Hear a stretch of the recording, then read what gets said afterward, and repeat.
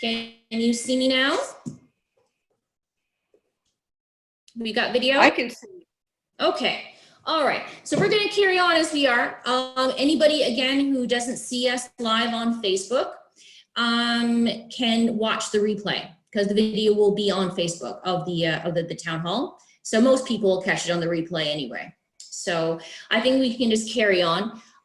So now I did want to ask you, because now you previously served on the Cave Creek Town Council.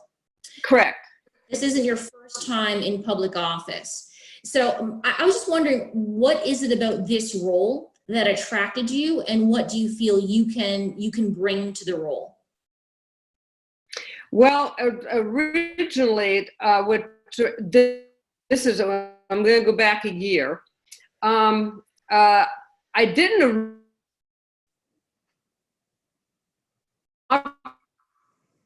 present itself about a year ago, March 19. I got an email, Bill Mandel's campaign, and what it said was, Bill's rerunning for Corporation Commission, and please sign his petition. And there was an email attached to it that said, there's 3 seats open, we're looking for 2 more Dems to run for a seat to get a majority on the board. So I looked at that and I went, well, I'm a Dem and I can do this. I'm retired from my teaching job, and I have the time to do this. I have some experience. Anyway, email. And as it came out, that resulted in a meeting a couple days later with Bill and a representative Sandra Kennedy. And we talked about the job and why I wanted to run. And I said, this is our big chance. There's a big chance in over 20 years that we can get a majority back on that Corporation Commission and start to do something with it. So at that point, I decided I was going to jump into the race. I called a few friends in the climate environmental area, and they thought it was a great idea, obviously. We're stalled out in renewable energy in the state. So that's how I got in it and how I got started. A learning curve. I'm running for state office. My video here to ask you. Oh, there it is. Okay. Okay. So, all right. So you were talking about what prompted you to decide to run for the Arizona Corporation Commission. Oh, there's Connie, my friend. Hi, Connie. Yeah, we've got it right now. We've got about 14 participants in the room. Yeah, so we've got a group of about 14, and hopefully we are also streaming live on Facebook. But if we're not streaming live on Facebook, the video will be posted to Facebook. And if it's going live on the page instead of through the event, don't worry, because the video will be posted to Facebook and everybody will be able to see the replay. So just to catch everybody up again, sorry if I'm being a bit repetitive. For those just joining now, as I mentioned before, anybody who has any questions for Shea, please feel free to drop them into the chat and I will ask Shea the questions. So please feel free to participate by dropping your questions for Shea into the little chat box. I will ask your questions of Shea. So, and thank you everybody again for joining. And I'm sorry for a little technical difficulties we've had, but I think we should have pretty smooth sailing from now on. Over to you, Shea. Oh, do you want me to re-answer the questions? Oh, well, yeah. What prompted you to run for the Arizona Corporation Commission? We discussed that you previously served on the Cave Creek Town Council, but you felt that this was a great opportunity, once in a 20-year opportunity to get a majority of Democrats on the board. And I think that's where we left off. Right. And so anyway, once I met Bill Mandel and a representative of Sandra Kennedy and talked about it, thought, well, this is it. This is if I don't get in there and try to get a majority, if Bill gets elected and I get elected and with Sandra on there, we'll at least be able to get that commission back over to the Democratic side of things where we could push the renewable energy forward. And so that's kind of how it was decided. So I got some friends in the climate community, and they helped me get signed up and get me going on, all the good stuff that you have to do to run for a state election. More moving parts than town council, that's for sure. But here I am a year later and on the ballot, and out there doing my next step, which is collecting the 5 so I can get my state money to run the campaign. So just to catch people up in case they're not sure what you mean, you're talking about the clean elections Right. money. Right. Can you tell us a little bit more about what you mean by collect your 5s and being a clean elections candidate? Yeah. What happens when you declare as a clean elections candidate is you agree not to take any corporate money and big business money, that your campaign will be funded through individual donors and state dollars. And so what that means is that in order to, last August, we could start collecting $5, and our number is 1,800 5s. So we need 1,800 people to donate $5 to our campaign. This is money we can't spend this money. All I do is deposit it in my account and let it sit there, because at the end, when I get 1,800, actually 1,800 is actually my 20% over, just in case somebody isn't a registered voter. It's any registered voter in the state of Arizona can donate to the campaign. And it doesn't have to be just Dems. It can be independents, it can be Republicans, it can be anybody can donate as long as they're a registered voter. And what happens is at the end of this, I filed my forms, just like petitions, and they count them up, make sure everything's verified, that I got enough registered voters donating, and I write them a check. If there's 1,800, I write them a check for $9,000, and I give it to Clean Elections. And in turn, after everything's verified and I've settled up with Clean Elections, then they deposit $140,000 into my account during primary time, which we can use for primary. That has to be spent in the primary. And then after the primary, which is August 5th, then we get another deposit of $140,000 to run our general campaign. So you can see that's quite a bit lower than the $10, $11, $12 million APS spent on their candidates last cycle. But Bill and Anna and I are committed to taking back the Corporation Commission and doing the job for the citizens of Arizona, not the big corporations. You can find out more about that at sheastanfield.com, right? For people wanting to donate those $5, they can go. Yeah.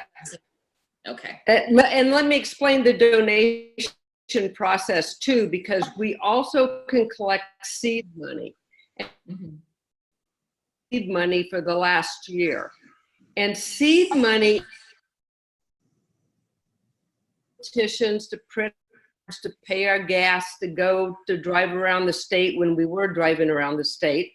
And that gets our whole campaign rolling. Now, seed money is anybody that wants to donate $10 to $170. It's the individual voters now. The 170 is the limit. So if you want to write a check for that, or if you want to go on the website, there's 2 spots on my website. One spot is at the top that says donate $5 to Clean Elections. And you hit on that and it takes you into the place that you donate the $5.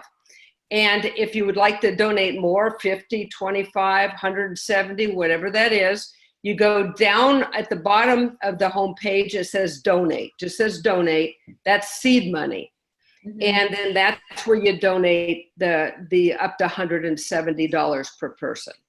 Okay, all right. So, I mean, it is very important. Clean Elections is because of what we had, for instance, Prop 127, which the intention was to increase the percentage of energy production coming from renewables, and that was defeated in 2018. Now, a lot of the publicity around that was funded by some dark money and convinced a lot of Arizonans that they were going to pay a lot more for their energy if Prop 127 passed.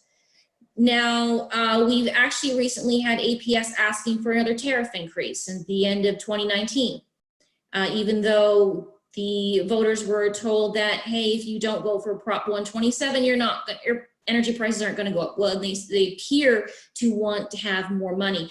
Now, public utility is one thing that the Arizona Corporation Commission does oversee. How do you feel, how are you going to tackle being able to balance the need for renewable energy against energy costs and consumer costs, and wanting to keep consumer costs down? Part of the Corporation Commission's job is to create policy around renewable energy. And so what your question is huge. Back when Bill was on the Corporation Commission before, and Sandra Kennedy before, and I'm thinking 2007-ish, they created a document that set our new renewable energy and adopted it into policy at 15% by 2020. Well, 11, 12, 15 years ago, that was a good deal. 15% by 2020 sounded like a lot, but it stalled. The intent was to move it forward in steps and make new policy to encourage and gently push the utility companies toward a bigger pot of their energy in renewables. As a consequence, what happened in 2008 is we lost any ability to do that, because APS jumped in and they started buying the elections and electing their commissioners. So they were assured rate increases, and they were assured that nobody was going to be nudging them anywhere into renewable energy. So we got stuck. And so the first thing that I had proposed to do was, because the Corporation Commission is a team game. I mean, you're not an individual person. It's like much of government. You got to be a team player and get the majority of the team moving in the right direction in order to get this done. So I talked to Sandra and I've talked to Bill, and what we want to do is get the RIF standards that they wrote, dust it off, bring them up, push them forward into more like 50% by 2030 and 100% by 2045. So the basic document is still a sound document. It's just a matter of updating our percentages and what we want to see done in the current climate of renewable.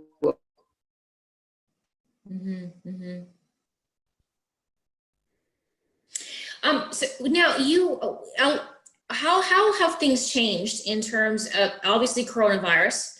It's what everybody's talking about. And you had to make a big change in how you campaign. I know that we've seen you speak at a local event here, the Black Mountain Democrats and Friends event, back in, I think it might have been January, February. But now, of course, you can't get out as much as you normally would. So how have you adjusted your campaign in the time of social distancing? Well, the interesting thing about this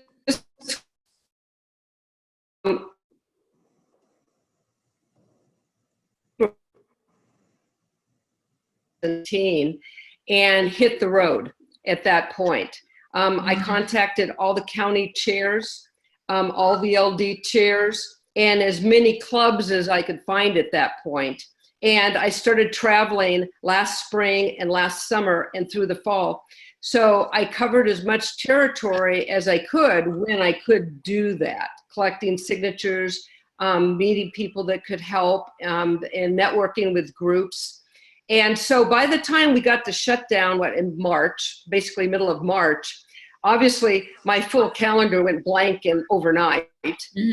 But the positive thing of that was that full calendar was full of places that I'd been 2 or 3 times already. And I was attending more events, and I was going back and trying to catch people I didn't catch before. And all those people knew me. So when we had to get sequestered, then the clubs, the LDs, some of the county chairs picked up the ball and started Zoom meetings.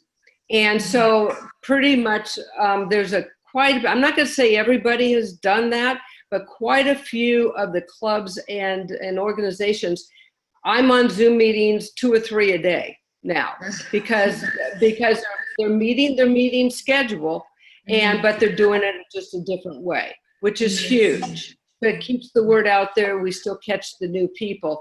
So I think planning ahead and being prepared and working hard from the beginning really serviced me well, as far as I didn't have to worry about making my margins on signatures. I ended up with over 2,000 signatures more than I needed at the end, and which is huge considering I'm coming up of the 3 of us, I'm the only one that is kind of establishing my name recognition now in the wider community.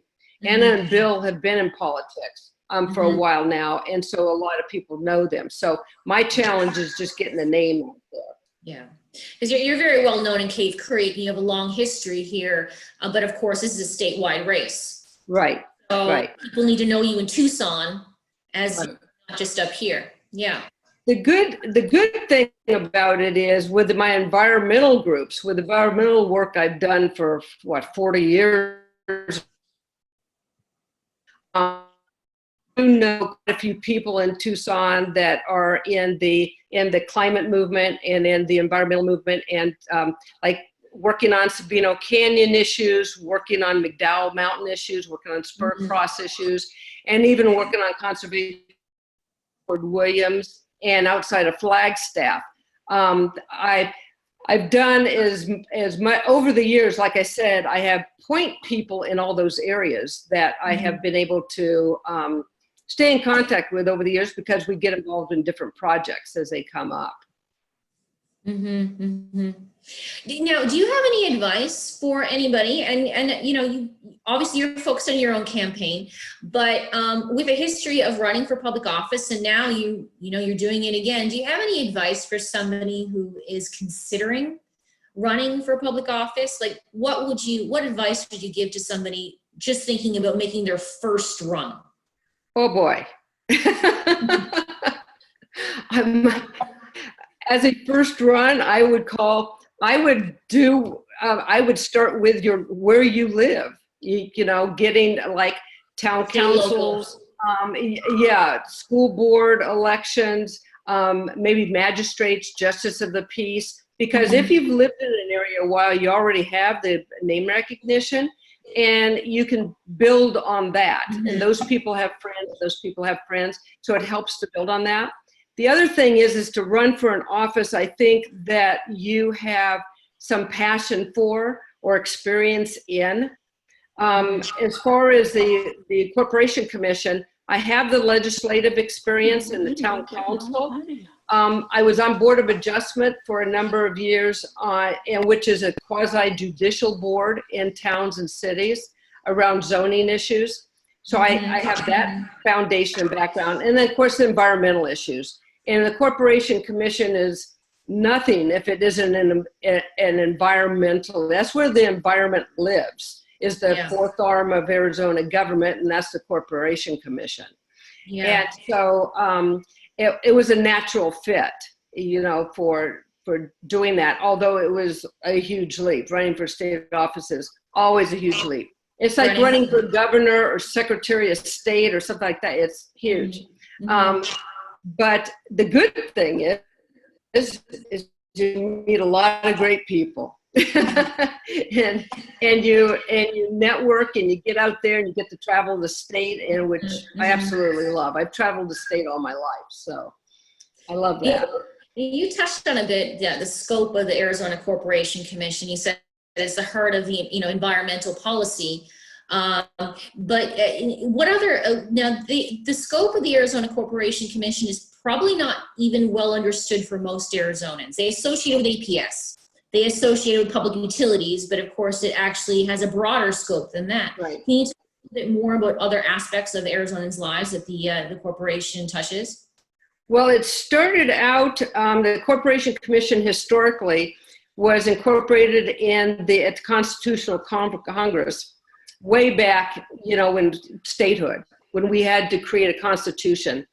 And the founders of the state and the Constitution wanted to make sure that their environmental and what do I want to call safety regulations around trains. That was the big deal in the 1800s, was the safety of trains and moving freight across the state. And also that was a robber baron era.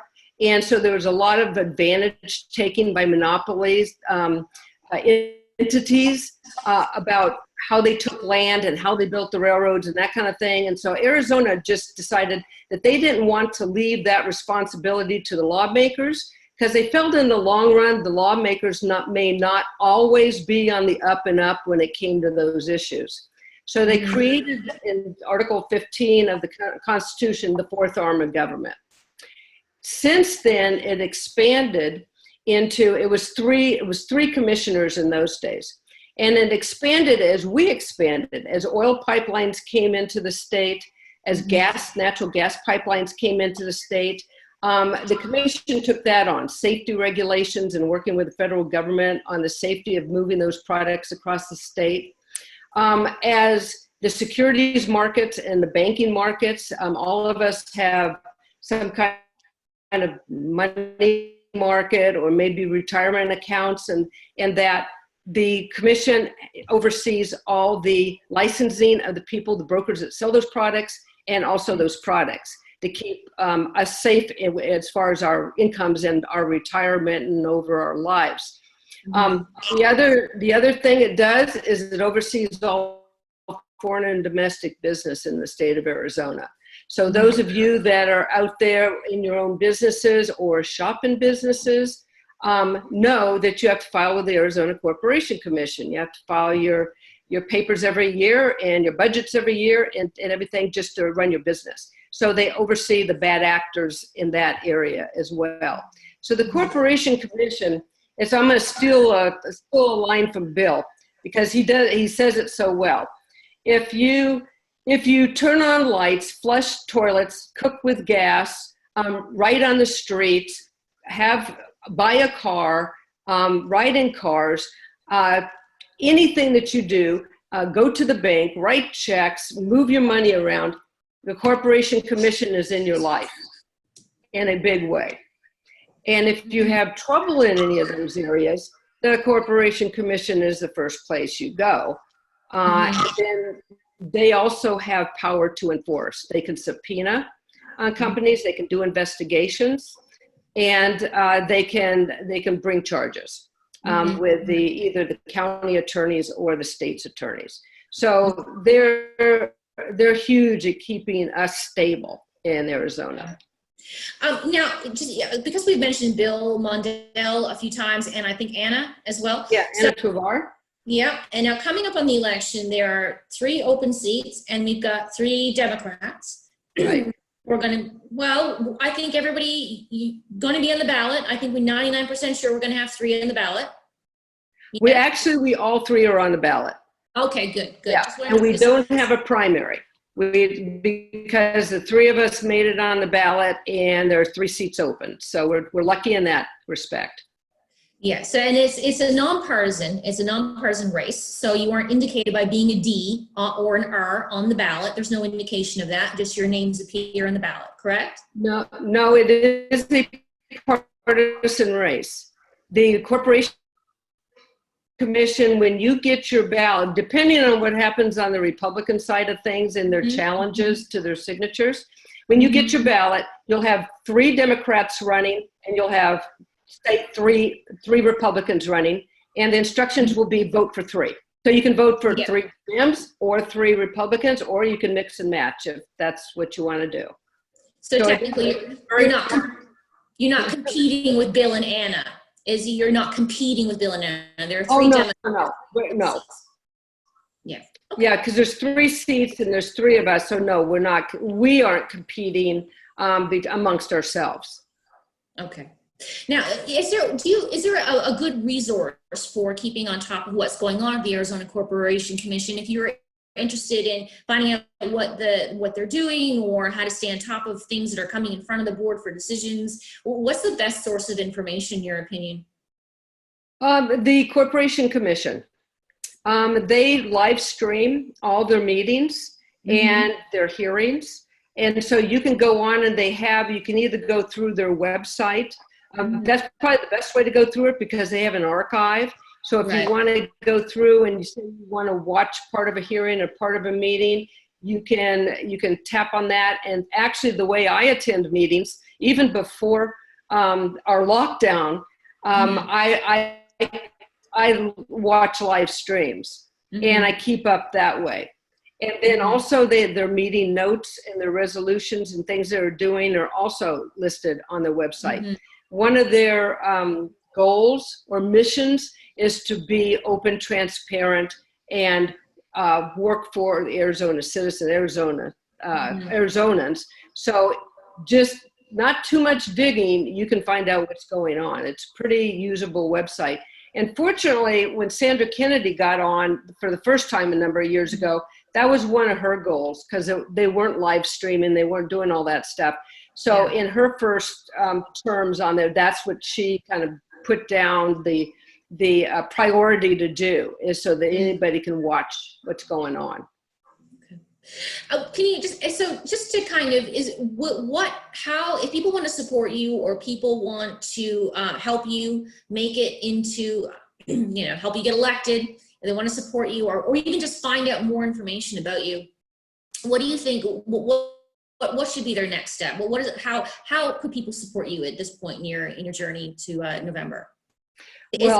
What is it? The clean elections, the $5? Yes, the most. Money? I mean, it's one. Seed money is wonderful. We love to get the seed money, but right now the majority concern for all three of us is making those fives. If we don't make those fives, we don't get state money, and we have no money to run our campaigns.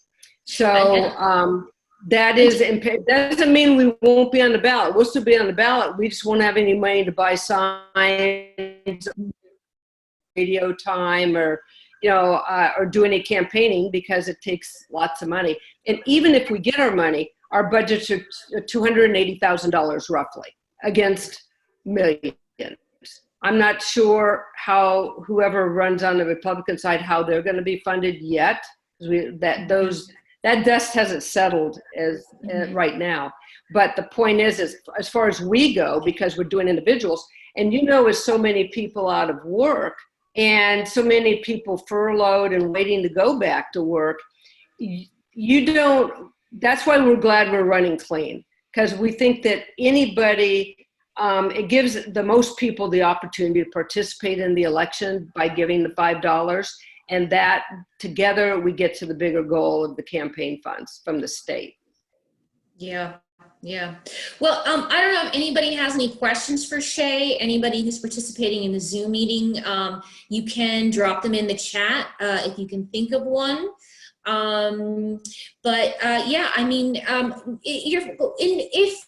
If you win the election in November. In 2021, what do you think are some of the biggest kind of orders of business that the Arizona Corporation Commission are going to be deciding in 2021? Renewable energy. the gorilla in the room is renewable energy. And I got a question on email the other day. If you're elected, what are you going to do? And I answered the email on, it isn't what I'm going to do. It's what we are going to do. Because we need to have the majority on that board, and we need to set the policy by having that majority, because the commission it's not a solo tennis game here. We're playing on a team. And if we can get the majority team elected, it would be great. If we ended up with 4 Dems on that corporation commission, we could lay down tracks really quick on getting those standards moved forward. Also, looking to attract more renewable businesses to the state, like young startups, solar panels or engineering. There's even some studies out there with creating energy through magnets where you need no water, no fossil fuels to do it. And so I've been reading about a lot of different kinds of energy sources that are in the pipeline, as well as things that may not come up for another 15 years, but they're working because it's, they're branches of the space program and that kind of thing. So the renewables are the biggest thing right now. And then of course, we get into like for instance, Johnson Water and Queen Creek. You have these issues pop up where people don't run out of water, or the water company isn't performing well for them, that the Corporation Commission has to go in, put it in receivership and get things sorted out so those people have water. So there's something to do all the time, as far as that goes. And then power lines. When the big, as things are developing in the state, APS wants to, and Tucson Electric like to run big power lines. The commission has the say in where those power lines go, over your house or where, so that's pretty important because that's, to me, that's a health and safety issue right there. Now we've got a couple of questions from the audience. So Ruth wants to know, the 15%, is it 15% by 2020? Is that still the present? Well, that's the present goal. It's not even policy. It's basically we have nothing but the present goal. Because what happened after Sandra and Bill left the commission back there, 15 years ago, they let the policy fall, and so there became nothing. So nobody has to meet anything. So in order to really put teeth in the game, you need to create policy, then you need to go to the legislature and create law. And that's how you move things and push it forward. Even utility companies that may want to come operate in Arizona that think that, they have to come through the Corporation Commission. So there's a lot of options for that. But right now, it's 15% by 2020. And by the way, we're not there. I think last thing I read was we were at 12%. Okay. Suzanne's got another question. She wanted to know, is it a limit of $5 unique donations? So if you've given previously $5, then you won't count if you give another $5 to meet your clean elections. Yeah, correct. It's each person gives $1.5.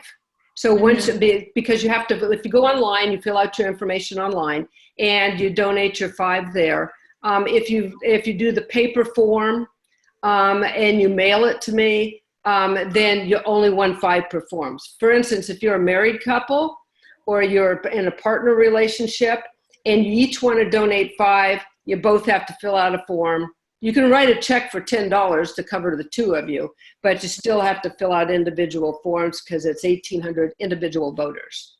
And what if you're not sure if you've donated previously? So maybe they may have seen you in an event and they don't know if they've given that $5. What do you recommend in that case? Just give me $5. Because what will happen is, if you double up like that, what will happen is you'll go through, they won't count one of your forms. They'll put you aside and count you as the registered voter, but that extra $5 then falls into the seed money. Because it won't be, because I'll be like, for instance, I might end up with $9,500 and I only need $9,000 to give to clean elections. Well, that $500, if that's what happened, then ends up in seed money and helping the campaign anyway. So probably it's better to just make that $5 donation if you're not sure that maybe you have made that $5. Yeah, it's still going to go kind of the same way we handled the petitions. If you're not sure you signed, right? The $5. Right. Yeah, because it'll get audited, and if you happen to have a different signature, it'll get strucken off, and it's but in case you've not signed the petition or in case you've not donated the $5, you're at least better safe than sorry, right? Oh yeah, absolutely. We even did that with petitions because Bill and I have been out for over a year now, And so if we got your signature example last March, and we were coming up here this March, and they go, I don't know if you said, oh, sign it anyway, we'll figure it out later. I'd rather have more over and a few thrown out because they were doubles than not make the ballot at all. And so, and we all made the ballot. Yeah. What do you think? What do you, Anna wants to know what kind of challenges, what do you think are some of the biggest challenges you're going to face between now and November? And how do you think you're going to how you try and overcome them? I think the biggest challenges may be, and it depends on how this virus goes, because as clean elections candidates, you know, the clean elections department has debates, and you're required to participate in a number of debates with clean elections, which they then stream and they then put on video and that kind of thing. If we can't get together and do the debates, yeah, that may be a challenge. I'm sure we'll do it electronically some way. Right. Just getting out and meeting the voters and going to the areas and talking to, like, the San Pedro and down south of Tucson. You just getting out and going and talking to the people about their issues down there and what we're looking forward to seeing or doing in that area. You're kind of limited on your travel. Mine may be name recognition, because that's why I got out so early, because, you know, already people go, oh yeah, we know Anna Tovar, we know Bill Mundell, okay, well, you know, who's Shea Stanfield? So that'll be my challenge, is to get out there as much as I can, and also retouch base with my supporters, because I got great supporters in all areas of the state, but then also start to dig into what now are your issues that we can really hit, say, first 90 days, first year, however it is. Oh, by the way, just so that you know, the terms are 4 years. So I'm elected for a 4-year term. If I want to run again, I can run again for another 4-year term, and then I'm termed out. So commissioners can only do 8 years, and then they have to go away and come back. Like, not come back, but lay out a couple elections and then come back in. And that's kind of where Bill is. He was on the commission before, and he's laid out for about 12 years now, and he's coming back in again. So that's how he's doing that, is you can only do 8 consecutive years. Well, I think those are all the questions I see there in the chat. So if anybody else has anything else to add for Shea, drop them in quite quickly, because I think we're going to wrap up now. It's been a pleasure speaking with you. And if there's any last messages, or anything else you want to say to us before, you know, we say goodbye, let us know. Yes, absolutely. My message to all of you is to spread the word. Spread the word through your Facebook, your emails, your Twitters, your Snapchats, you know, whatever means possible. Not only for me, but also all 3 of us, because all 3 of us need to get to that board. Anna Tovar and Bill Mundell and Shea Stanfield all need to be sitting on that commission when we land up here next year this time, when we're all there. We're all sitting on the commission on the other side of November 3rd. Yeah, onward to November 3rd. Yes. Okay, Shea, well, it's been a pleasure. Thank you very much for joining us, and it's been wonderful speaking with you. Well, thank you. Thank you for arranging this. You're welcome. Huge. Thank you. Thank you for joining us. Thank you. Have a lovely rest of your day, and stay safe and stay well. Thank you. Bye-bye. Bye-bye. Bye.